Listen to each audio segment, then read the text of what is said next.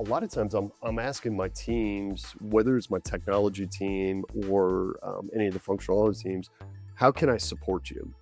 And so I want to lean in, and it's part of our culture. It's like, how do we help each other out? So Hello, everybody. Welcome to another episode of the Audit Podcast. I'm your host, Trent Russell. Today on the show, we have David Bowman. David is the Global Chief Auditor at Unum Group. If you're not familiar, Unum's a huge insurance company. They provide comprehensive financial insurance products to industries of all sizes. We brought David on the show because he has this pretty novel way about using his data analytics resources throughout his team, to the point where Gartner, they were doing this new, I think it's a risk conference, not necessarily internal audit, but internal audit is a part of it. So 2025 was the first year they did it. I didn't go, but I would recommend checking it out. Gartner is Gartner, so they always do a really good job with that kind of stuff. They had talked to David about this. They were doing this study and seeing how people were using DA resources in internal audit. And there's something about the way David was doing it that Gartner went, well, we haven't heard about that before. Let's talk about it. And so there's some research that was done around it and a paper published around that, as well as eventually Gartner invited David to come onto the stage at their conference and speak about it to the audience. So I'd heard about that, and that's where we went, hey, probably a pretty good idea to get that guy on the show. So we talk about a little bit more specific what David is doing that piqued the interest of Gartner. And we talk about kind of a before and after. So here's this new model that they've been running. What did stakeholders think about it? Could they actually see results from this? Like, that's the thing that can happen often with DA or even AI initiatives. It's like, oh yeah, we think we're doing things that are great and wonderful, and we're building these tools and these processes and these analytics and things like that. And then if you were to ask the stakeholders, they'd be like, I have no idea. It seems like they're doing the exact same thing they've always done. So we hit on that. David has a team of roughly 60 folks spread across, I think, 3 countries. And within those 60, there's 5 audit groups. So typically, there's like an IT audit group, an ops audit group, SOX, etc. That is an anomaly resource-wise relative to the majority. Of course, it would have to be an anomaly if it wasn't applicable to the majority of internal audit departments. And so that's great and wonderful. Hey, you got a ton of resources and you can allocate these resources in the way that David will explain. And that's fantastic. I can imagine people listening go, that's awesome. I have 2 people on my team. What are we supposed to do? Like, how can we implement this? So that's something we really want to make a push for going forward. Is we tend to have these like pretty large teams that we have on the show sometimes, or CAEs that represent very large teams. And I could see the relatively smaller internal audit team that's listening going, that's cool. We get it. You got a bunch of resources. We can't do that. So that's kind of a point of emphasis for us going forward. So David does talk about, hey, if you got a smaller team, this is how you can make this model work. And then we talk about David and his role within all of this. I think a lot of times, especially with larger teams like that, it's pretty easy for the CAE to go, hey, go do analytics. Bye, or like, go do AI. All right, bye. Let me know when you're making me look like a rock star. So we talk about, like, David, what do you actually do relative to this initiative? How do you support it? And how does it continue to work with your support? And not to ruin the surprise entirely, a lot of this comes down to the culture. And so we close with asking David, in his 30 years of audit and audit leadership, what are kind of the lessons learned, the things to do, the things not to do, relative to culture and building that culture. It seems like the bigger the teams, the more we hear about the importance of culture.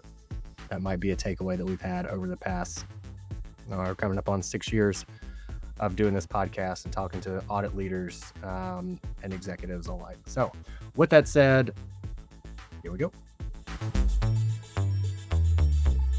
David, so I came across you because you had posted on LinkedIn about this Gartner conference. So for those that don't know, Gartner has started to do more conferences relative to risk management. Actually, I think right. 2025 was the first one they did. So if nothing else, Gartner, Mm-hmm. fantastic. We'll, throw them a little love here. Folks should definitely check that out. But it's about building a data culture. And I know you Mhm. presented at that conference also. And so I wanted to ask if you could just briefly what your session was about. And I know it's about how you source analytics, how you do resourcing around Mhm. analytics. But what was different about your approach also that made the folks at Gartner go, "Hey, more people should hear this. You should come to our conference Yeah. and speak about this." Yeah, no, that's a great question, Trent. Thanks for including me and your time to talk about this. It was actually earlier in the year. Gartner they like to do a detailed study, and this year they did a study around how auditors can do like basically unlock high impact analytics at scale.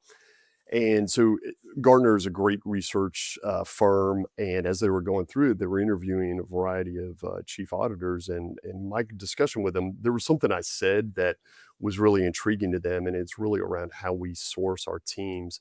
And it's a new concept that we've put together here at Unum Group and with our audit team. And as we worked with them on the research, they actually put together a case study on what we've done. So there's more information out there on Gartner about what I'm talking about. But they also invited me to come to their conference. It was their first conference, as you mentioned, and around enterprise risk, compliance, and audit. And the one key message that I had about my team and the way we were structured really starts with the culture. And so the way we designed our audit team to get more data analytics and to have data specialists actually assigned to each audit team was a different approach they hadn't seen before. And sometimes I've known throughout my audit career, we're always chasing this vision of like, how do we do more analytics in more of our audits, and how do you add more quality and value in the output? And it's something that we always chase, and I've done it throughout my career. And a lot of times we have issues around, well, we don't have enough resources, we don't have enough time. And so as audit leaders, we really have to be intentional to support that investment of our audit teams to get them more to use more of the tools and the analytics. And so the way we approached it at Unum was sort of unique. I've got the privilege of having several data experts on our team. We would say data scientists, and historically, they were a separate team. They were their own group within one of our within our audit team, and there was always a pulling of resources, and sometimes it didn't align with the audit schedule and the plan, and so there was just a lot of sometimes maybe friction, or it just didn't work well. And then the output, like maybe they didn't show up on time, and maybe they didn't fully understand what the audit was about. And so I just started listening to realize there was some challenges. And so taking the time to listen to my team, I think the way we approached it is now we put together where each of our audit teams, so we got 5 functional audit teams. I've got a data specialist basically aligned, if you will, like a dotted line to each one of those teams. And so they're actually actively involved in the team meetings of those functional audit teams. So they're involved early on in the audit planning. As any audit starts, we got a data specialist working with that audit team. And so what happens now is there's almost no excuses for the audit teams not to have more data analytics because they have an expert working with them. They understand what the audit is and where we're going. They get early access to understand like where we need data for an audit several months out, so they can start doing their research and making sure the data is ready for them. And so it's been a really neat experience of seeing integrating the functional audit teams with the data team members together and seeing them solve problems and actually solve solutions that really make our businesses better. So that's sort of I mean, maybe a long way of saying what I chatted about, but a lot of it comes back to the culture and how the teams and really getting team members to work together, even though they have totally different backgrounds, to be able to work on an audit together. So you have these 5 teams, you have a DA specialist within each of the 5 teams, and so I would assume trying to think of, like, the makeup of the team, some context, I think, that, again, would be helpful for the listeners. On those 5 teams, roughly, maybe, like, what's the average amount of auditors you have per team? So if someone is in a similar situation as you and they go like, "Oh, well, he has 8 auditors per team, 1 resource is sufficient for that." What does the makeup of the team look like? Yeah, so of those 5, so total, like in our global audit team here, we've got 60 auditors. So that's everything from interns all the way up to my heads of audit. And so we got 5 teams. Each of those teams, say on average, is like you mentioned, is like it's probably 8 to 10 auditors per team. And so so yeah, so then it's and then of those teams, they might have 2 or 3 different audit, our audit size from a staffing standpoint is like maybe 3 or 4 auditors on an audit team. And when you have one data specialist supporting a functional audit team, they're probably actually supporting 2 audit managers that have 2 different sets of teams. So there might be, and so that's where each audit team or that head of audit can allocate that data team member to the appropriate audits. And so as you know, like some audits are going to be more data heavy, data led, just because of the content you're looking at, and others are going to be, well, there's not much there, and it may be more governance related, and so there may be less data to look at. So it gives the empowerment to the audit leaders to really, in a smaller team, be able to allocate, hey, where's the best use of this data team member to help out. Hey, everybody, we're going to take a quick break from our guests. And if you need to get analytics or AI actually working in your internal audit department, or if you already have some of it, you feel like you're not really getting exactly what you need out of it, you know there's more, you're not getting that, go to the show notes, look for the Green Skies Analytics link, click it. On the website, there'll be other links that you can click that'll take you directly to a calendar to schedule time. It's literally 3 clicks to get the time scheduled, to get it figured out. All right, back to the show. One is, so there is no like DA, data analytics manager, director, or something like that. And then the second question is the for the audit managers or audit leaders who now have the DA resource and they can allocate them as needed. I found one of the biggest issues that I find with working with internal auditors and data is just a lack of data literacy in general. So I can imagine like if I mean I experienced this myself when I was an FTE data analyst. I got, I'll just say dropped in and I was like, "Hey everybody, I do data analytics. Just let me know what you need." And then 2 months later I was like, "You guys know that I work with you, right? Like you can get, it's just they didn't know how to tell me what they needed." And I went, "Oh, I have to sit with all of you and go, let's go through your audits. I can do this, this, this, this for you. Let's prioritize it. I can't do your thing because I got to do this other thing." So again, just to repeat, because I went on a bit of a tangent, is there a DA leader or is that on the auditors? And then how did you get to the point where with these the audit leaders, that they were comfortable enough or confident enough to go, I know how to use this DA specialist? Yeah, I'd appreciate asking that clarifying question because as part of our IT audit group, that's where our DA team actually reports up to. So that's, if you will, like the direct reporting line. So our DA team is part of the more the technical side of our audit function, but it is a data team. There is a manager, and actually we share responsibilities with some of the managers there for the data team. And part of that's that technology audit team with the data team. They're also driving a lot of our initiatives around our technology strategy. So whether it's around AI, analytics, and automation. And so one of the ways for us to make that whole initiative drive to be able to drive it through the team is I needed this dotted line of the data team members to be able to report into each of the functional audit teams. And so these data team members, they're almost like they got dual reporting responsibilities. Their direct line is up to the data team, the managers, and to my head of audit over technology audits. But then their dotted line is to the functional audit team that they're assigned to. And so the majority of their time, or I would say the high percentage of their time is working with the audit teams.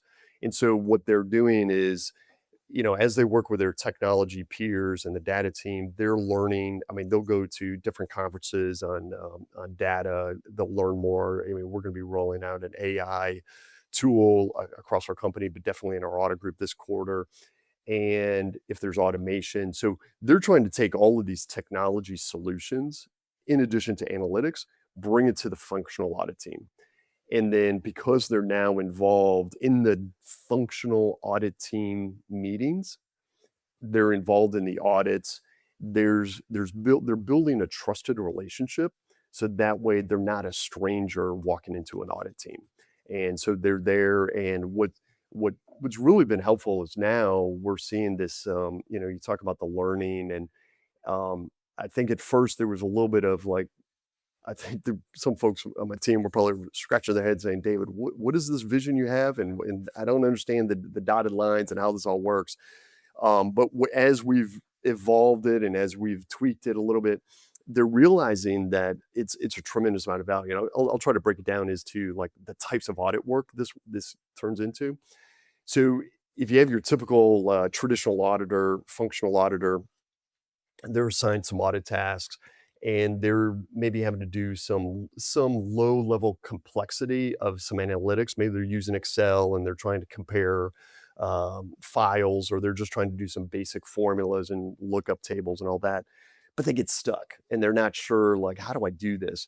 Well, I want them to be able to take responsibility to do it, but they know they've got to phone a friend of a data team member they work with, they're on the team, and they call them and say, "Hey, how do I figure this out?" And so they can get their answers and solve their problems a lot quicker.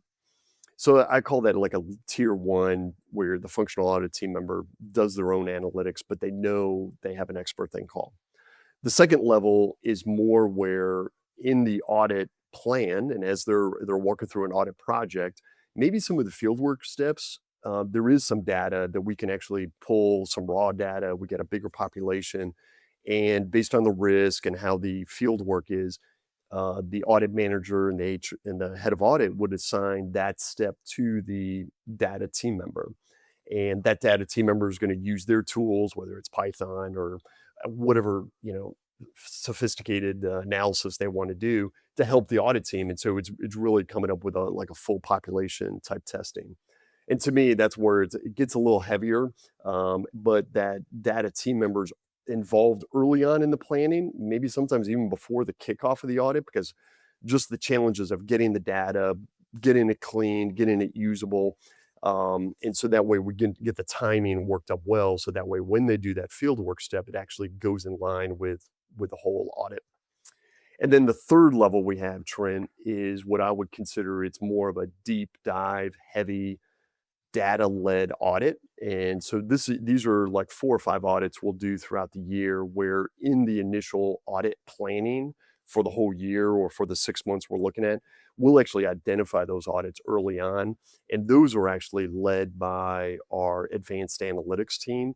And it's like the data manager, if you will. And that team will be the data team member that's assigned to that functional audit team. There's a more junior advanced analytics team member on there. And then we'll also bring in a functional audit team member into there.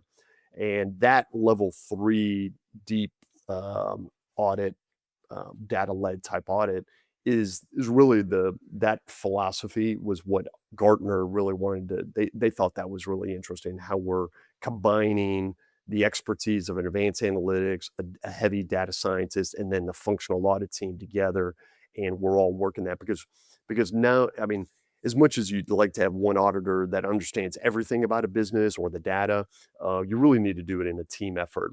And so we're bringing those individuals together, and because of the teamwork and the dotted lines and how they're working, there's already that trusted relationship. And so that heavy data-led audit actually runs pretty efficiently these days. And so it's been fun to see those, how the team has really embraced this philosophy and the way of doing these data.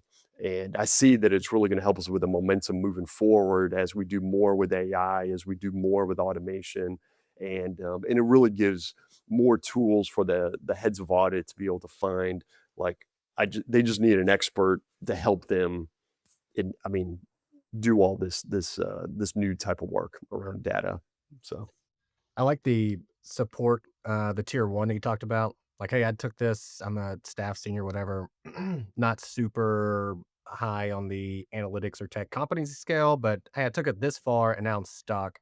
Because that's usually what, like, if you show someone how to do analytics in any given tool, they go, oh, yeah, it's easy up to this point. And then they get to a point and they're like, naturally, like, I say they, we all do this, human beings. We get to a point, we go, oh, this is hard. I don't want to do this anymore. I'm going to quit. I don't want to do it anymore.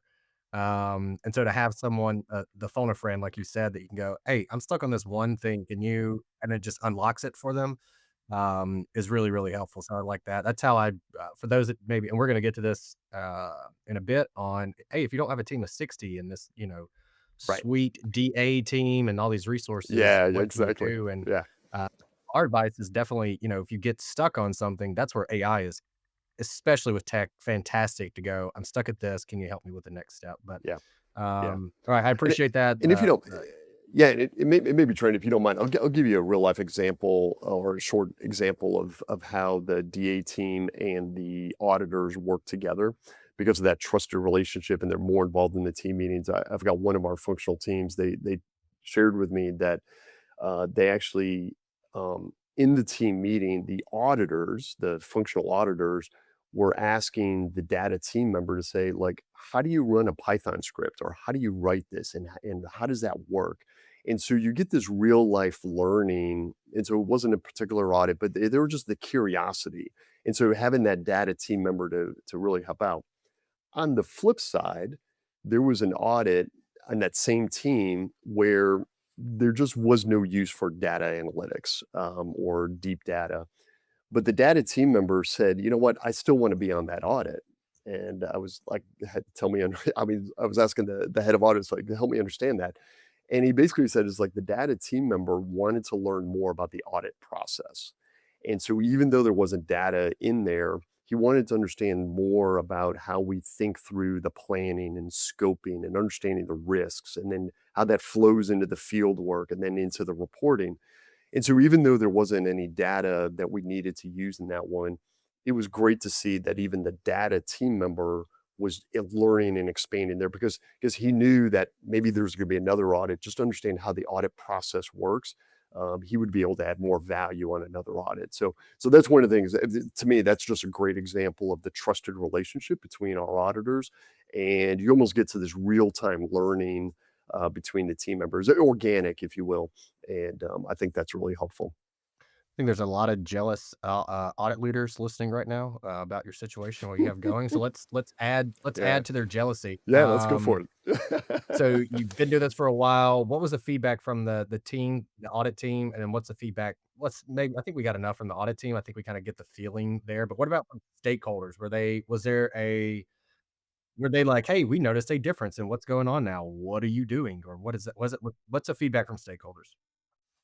Well, anytime, I mean, a lot of times whenever I'm thinking of doing something new, I'm always looking for, like, is it a win-win situation? And so we definitely, like you said, we see the win-win for the auditors, for the data team, but also for the business. I think what they're recognizing, they're starting to see that we are coming together at, like, the audit team, it really is integrated. And I think that's where they can see that they're really impressed with how our functional audit team has this sort of built in now expertise around data, and we can dig in deeper. They're also seeing that we do have more of the capacity to be able to do this work too and bring it in. And then I think what they're seeing is it adds value to the findings. I had one of our, I had the opportunity to interact with one of our CIOs, and he expressed to me, he's like, David, he's like, it's hard to argue an audit finding when it's supported by data. And I'm like, yes, this is awesome. Because it's like, he's like, this is good. I mean, it's solid. And that's one thing that we want as auditors is to really have whatever findings or areas for improvement. It's got to be valid. It's got to be verified. And so when you can, where the audit team can show, wait, here's the data. I mean, and it's not just a sample, a small percentage of the full population, but it's like, here's 100% of your population, and here's what it looked like. And they know that we're going to check the completeness and accuracy of that data. It builds to our credibility. And so I think it just adds. I'll even say earlier today, I mean, it's not just in audit work, but I was talking with one of our other leaders, and they were impressed how even they were talking with one of our functional audit leaders, or our team members, and he was helping support the business with some special requests around data. And she asked me, she's like, "Is he like a data specialist or a data SME?" I was like, "No, he's a functional auditor." But it just shows like over the last year, he's picked up and he's really become a specialist. And I think that's really the future where we're seeing our auditors. It's this, how do we grow them not just to be just more of the manual or the pick a sample of 25, but helping them to see like, hey, you can do more with the data. And I think especially with the tools and the technology we have, I think you're going to start seeing these blended lines between the data teams and the auditors because we've got to be able to do more. So our businesses are seeing it, and I love hearing the one-on-one stories or the individual stories from our leaders, and just like they're really impressed. I think I forget the numbers, like 90% have less than 8 auditors or something like that. So it's more common. But quick question on this for the teams that will be able to roll this out. Have you had, so you got the 5 teams, each one has a DA resource. Have you had the situation yet? Or if not, what is the plan for whatever reason, one of the 5 DA experts on those teams leaves, goes somewhere else, decides to join the business instead? That's usually something we see with internal audit is they DA in an audit and they go, "Yeah, I'm good with this. Now I wanna go do it in the business now." So what have you had that situation? How did you reallocate? Or what is the backup plan if you haven't experienced? Well, I'll tell you, part of I mean, this is sort of off topic, but it's core to my belief in running audit teams. One of my core pillars is around developing future leaders, period. And so, anyone on my team, I want to see them grow and develop. And so, if there's ever an opportunity for any one of my auditors to move into the business, like to me, that's a celebration because then they take everything they learn about risk and controls and they take it into the business. I'm like, this is awesome. And so we've actually had one of our data scientists moved into an area of the business and more of an analytic in the marketing space, and I think that was wonderful. And so it allowed us to step back and sort of really test our strategy and say, and this was early on when we're rolling out this design, and so working with my heads of audit, we really wanted to test it and say, okay, are we do we really want to keep moving forward? And so we designed sort of a job description and really did a search for individuals that had that audit background, but also heavy analytics background. And so I think that is truly the sweet spot we're looking for. So, and because otherwise, if you take on just a traditional data scientist, there is an element of learning about audit. And so we were trying to go a little bit faster and say, hey, can I find someone with both? On the other hand, we've had some new hires even in the last quarter, and they only have a data background, and so again, we're gonna be so if I can have a talent join our team that has audit and analytics, like, that's a lot faster, but if I can at least get someone with analytics, hey, we'll teach you and we'll get you lined up with the, audit space. So, yeah. So it makes it a little bit harder in the market space because I think everybody would love to have these type of talents. So these individuals or auditors that have that analytics and data background or learning, it's definitely good for their career. So I think we've teased it enough now. So if you had, let's say let's say you had 5 auditors without a DA resource, and then let's say, well, you can take it however you want to, and then let's say, because typically if you teams we work with, if there's between 10 to 20, there's usually a full-time data analyst. These days, we always recommend about take 10% of the team, that should be your data analysts. Internal audit, you get 20, we would expect 2 if you want a world-class function anyway. So how would you roll this out, across some of those different scenarios? no, that's good. That's a good question too. And again, I truly would say it is a privilege for us to have so many auditors working. I mean, as we support our large company, but I mean, earlier in my career, I definitely know what it's like to have 5 or 7 auditors, and so I definitely know what. And I've always been a proponent to always have like an IT auditor, and I think sometimes the challenge when you only have one person designated to be a SME in an area is you can actually, even in a small team, it's hard to believe, but I've seen it and I've joined audit teams or led audit teams of 5, and it's like I have 5 silos. And so then it really, but really, this was it really comes out to be it's the cultural. And so even if you have a small team and you've got this vision that says, we want to do more high impact audits with analytics, I think you have to take the time with each of the team, and maybe with a smaller team, you could probably do in a team meeting and you may be able to go through it a little bit faster, but it's trying to listen and understand where are the pain points, like what are the challenges in doing more data-led audits. And so I think, when I talk about having 5 auditors and I have like 5 silos, it was because there was no communication between them. And so, or even just having team meetings. So I think some of the ways to do it is like increase your connections. Even with my small teams, and again, you basically have these specialists or subject matter experts in different areas. I started challenging the team and held them accountable to rotate and learn other parts of the audit. So if you're an IT auditor, uh, do some uh, operational audits or do some SOX audits. But in the same way, your SOX auditor needs to do some IT audits. And so it's broadening their skills and their experiences. And so I would do the same thing with the data team member. So if I were able to get somebody, or if I had an auditor of the 5 who had any inkling or some passion to learn more about analytics, I would have to look at the audit plan and the resources and really allocate time for them to learn and test and try, fail, get better at it. And again, especially with the tools available these days are so much better than decades ago. And so I think they could probably just they just need the time and the space to start trying it. And then I think as an audit leader, you've got to look at the culture of how do they interact with each other, and how do you, so if you got your other auditors are saying, well, I'm not the data expert, how do you get them to be integrated and sort of partner teamwork, work together in solving an audit work? And so I think that's really the key is like, how do you build that trust with each other, and and just look for those opportunities to solve problems. So, and each audit team is going to be different.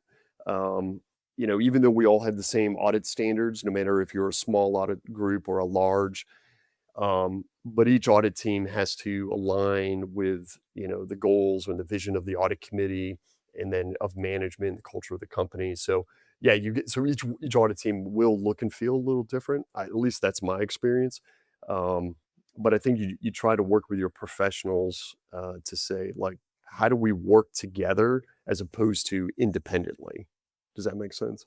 And I think so. Even in a small team, you can find you may have to be a little more creative, but it's finding those opportunities for them to work together, and bring the best to the game. So Yeah, the AI tools have definitely made a difference for a lot of folks. I mean, that's the primary way. We like work with a team of 5. We're teaching them how to use Copilot, ChatGPT to actually do the stuff that you would typically hire a full-time analyst for, at least to get that immediate result and know, is there something here in the data, yes or no, as a way to do that. But so yeah, I think taking advantage of, I'll say Copilot because that's what most teams are on, but taking advantage of Copilot is mhm, effectively adding a full-time data analyst for each auditor. Like, there's totally, processes that you can put in place to make that happen. yeah, yeah, Um, there's yeah, still data literacy that has to be learned. Data acquisition is still an issue for people, but even hmm, then, you can leverage the tools to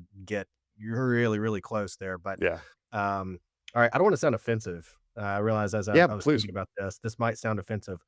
What do you do? Like, what's your role in it? Yeah, that's awesome. Yeah, no, that's a great question. So my role, I'm the chief auditor for Unum Group, so it's a large insurance company, and we're based in Chattanooga, Tennessee, and so, but most of my career earlier, I was in the Texas area. But what I do is basically lead our global team. And like I mentioned earlier, we got 60 auditors. And the way we break up our teams is we've got a SOX team, we've got a corporate audit team. So it's looking at maybe typical functions that would for any public company would have. We have an operational audit team, so it's focused on insurance type, claims, premiums, any in the operational area, the core of our business. And then like I mentioned, we do have a technology audit team. So that includes IT audit and data. And then we have an international team. We've got auditors based in the UK and also in Poland. So my job is really around maybe a key word would be like almost like a spokesperson for this global audit team, and sort of managing, making sure we're give vision and inspiration to the teams, making sure our culture is we're being adhering to our internal audit standards, but then also fulfilling our duties to the company. And so as a chief auditor, the other key thing is you've got to be ready to address any risk that may pop up or come across anywhere in the organization. So again, and so for me, having a team structured with the five teams we have, we're well suited for whether it's a cyber risk or an AI, it could be any operational compliance or ethics items, anything that pops up. It could be a new and emerging risk. We've got to be ready to deal with that in anywhere throughout our company. Yeah, and I think the other key element of my role is reporting functionally to our audit committee, and so a lot of my we would say duties and responsibilities are detailed out in our internal audit charter, and so whatever we say we're going to do in our charter, it's my name, my title that's on to make sure that we actually follow through on each one of those commitments, and so part of that role then is making sure holding each of the audit teams accountable to deliver high quality audits, whether it's throughout our methodology and our activities, maintaining our independence, objectivity, integrity, professionalism. I mean, that's all just core to what's key for a chief auditor. And so because of the size of the team, a lot of it is just setting the tone and making sure we have the right culture throughout. And a lot of it comes down to hiring the right team members, the right leaders, to make sure that we maintain our culture and actually continually improve it. So it's a daily activity. Um, and so as we've been talking about technology, where this really comes into play is setting the vision, and a lot of times I'm asking my teams, whether it's my technology team or, any of the functionality teams, "How can I support you?" And so I wanna lean in, and it's part of our culture, it's like, how do we help each other out? So, how can I like, if we're running into barriers, with getting licenses for the right tools, it's making sure my team members have my support, and in making sure that we can get in. And so that was actually a conversation we had this week, and so I was like, I let my team be able to follow up with the right resources in IT, and I told them, I said, if we don't get a timely response, let me know, and I'll do my part working with the executives and the leaders, to make sure we have the support.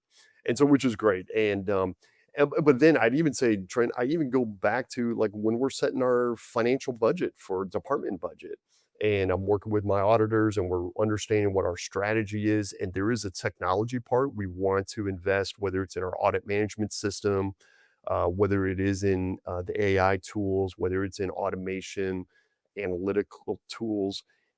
It costs, and so we allocate part of our budget to technology, and so I think my team, what I want them to see is that not only they hear the vision and sort of like what are we shooting for, or like what do we want to be in the future, but it's also giving them the resources, the funding, and then the leadership support that says, "Hey, we'll follow through and we'll get this done." So, and because it's almost like I'll go back to like what in reporting to the audit committee. One thing I've learned in my years reporting to audit committees, it's never good to go to the audit committee and say, "I didn't get the audit plan done because I didn't have the resources." And so that's I've got to follow through, and as a leader, you've got to have something. If it's difficult conversations with others, it says like I need to have the team, I need to have the tools, the resources to be able to follow through and to achieve our strategy that our board level has approved on. So That's what I was yeah, thinking when you talked about the asking for the tool is the culture that sounds like you've built where the team is empowered or at least not scared to go, "Hey, David, we need this to make this work." Because yeah, I know when I was um, an FTE, there was a tool that I needed. Um, maybe even Yeah. wanted is probably more accurate just because it was cool. But it Yeah. was an automation tool, and I was like, oh, Right. and I had some use Yeah. cases. I was like, oh, we can save time, we can do all Yeah. this stuff. And it kind of took like I spent a lot of time building up, the business case for it.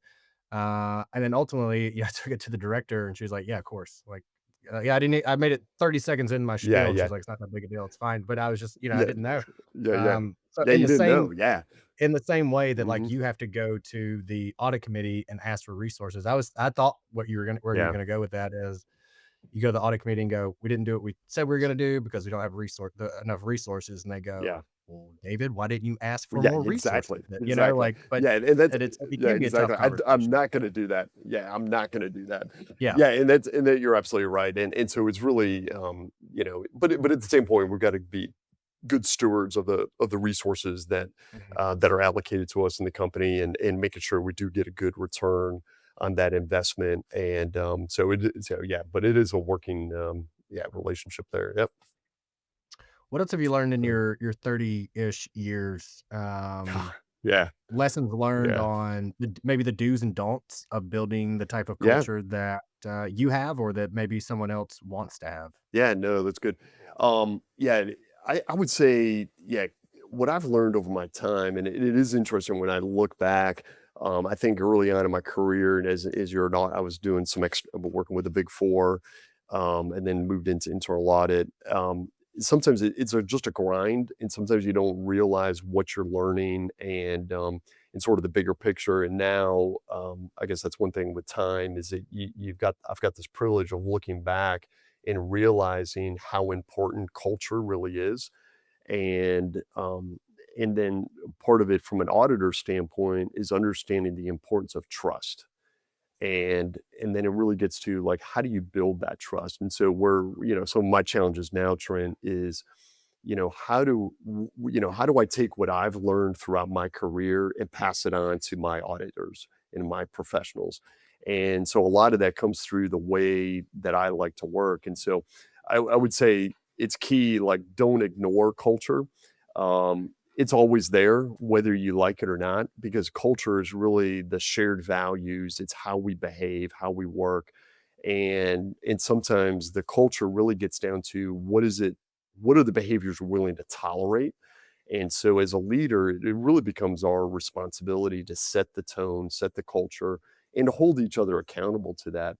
I would also say, like, don't assume that everybody on the team shares the same values. And so that's sort of the accountability and just making sure it's sometimes it's a daily, the way that as a leader, I just have to be consistent in um, how I act and how I engage with my team, and not just my team, but even the larger those in the company.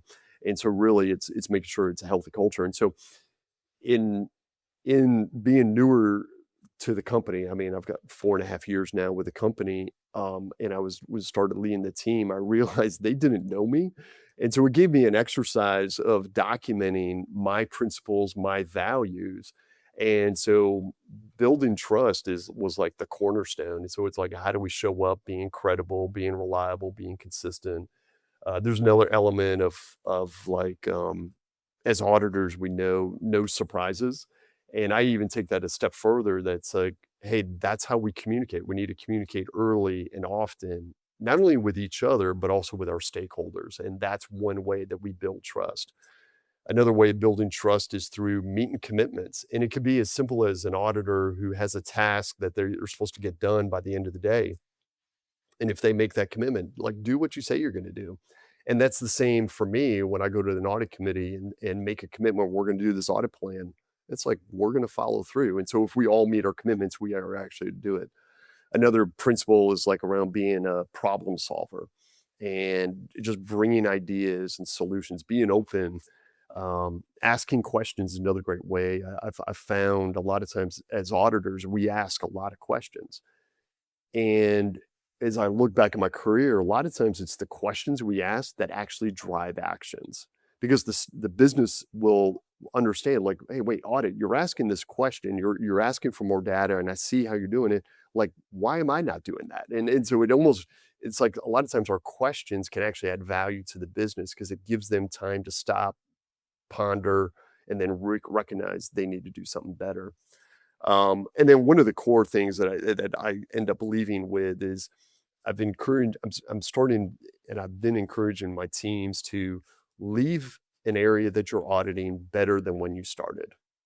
And so, how do we leave? And it could be a simple audit, or I even take into a personnel, like if I do one-on-one meetings with any of my professionals, or even a business leader, I even try to think like, hey, in this 30 minutes, how do I leave them better than when they walked in or they joined a call? And so, how do we just encourage each other? Learn something new, and I'm looking for things to learn. And so, I don't know. Those are just some of the things that I think about. And again, I would also say, don't assume that soft. I mean, a lot of this is like, David, this is a lot of soft skills. Don't assume that it's easy. Sometimes the softer skills are the hardest, and so it's just taking the time and the energy to care for one another, and just encourage it for us to do the best. As you said, the soft skills are hard. I feel like what popped in my head was like the soft skills make you sweat almost. Like that's the Yeah, tough they part. do. Like I've never Yeah, it is. sweat, It is. just writing a script or, doing some kind Nah. of analytic thing, but having a tough conversation afterwards, it's always like, whew, Yeah, it yeah. makes No, me I sweat a totally little agree bit. with you. And I am glad that you talked about you spend 30 minutes with someone. You hope you leave them better than when they came in there. And as we wrap it up, wish we would have got that accomplished. You would have mentioned that in the first part because I'm sitting here going, I don't think I added anything to David's life, but he certainly added to mine and to all the listeners. So thank you for that. All right, David, I appreciate it. I mean, if nothing else, the years I've spent working in audit analytics and to pick your brain and see what you guys are doing that's pretty novel is super interesting to me. I almost wanted to spend the full hour that we had together just talking about that, but realized that we had to give back to the listeners. So, for their sake, I asked some other questions unrelated. But with all that said, again, thank you very much for coming on. I'm going to hand the mic to you and let you leave the audience with your message.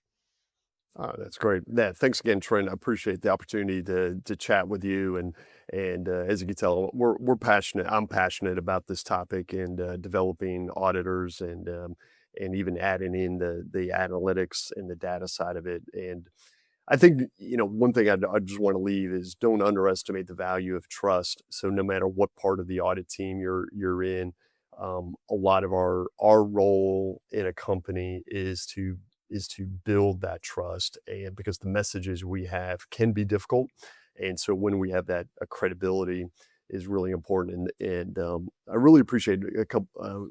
My audit committee chair made it really simple for me in building trust. He encouraged me. He said, David, make connections that build relationships. It's when you have connections, you build relationships, and it's only when you have relationships that you can have that trust. And so, to me, having connections, having relationships, and then trust is really a simple way to think about it. And then the second thing I would add is just be kind. Be kind to yourselves. Be kind to others. It Especially in the work we do as audit professionals, it can be hard. And and I just want to say is like a lot of times I'm thinking about that kindness and thinking before I hit send on an email. And oftentimes I'm having to go back and think about how would I want to be treated. And so it is, I think that's, the role of audit is a special role within the company. And I think we need to respect that. But at the same point, I think we got to be kind, and our business partners, our stakeholders will appreciate that. But then also for yourself, you've got to, that's really important to take care of yourself and be kind.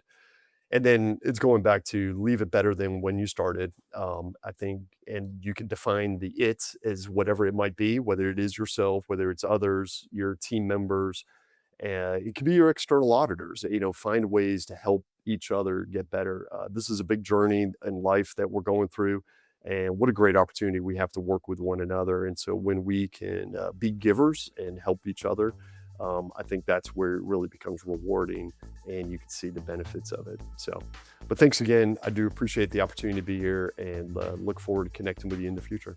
Thanks.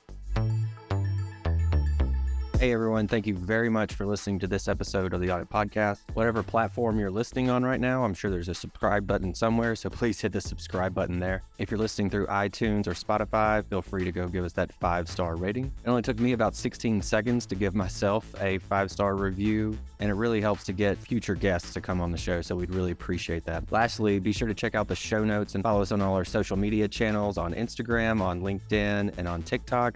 Also, if interested, please sign up for our weekly newsletter from the Audit Podcast. Thank you all. Have a great one.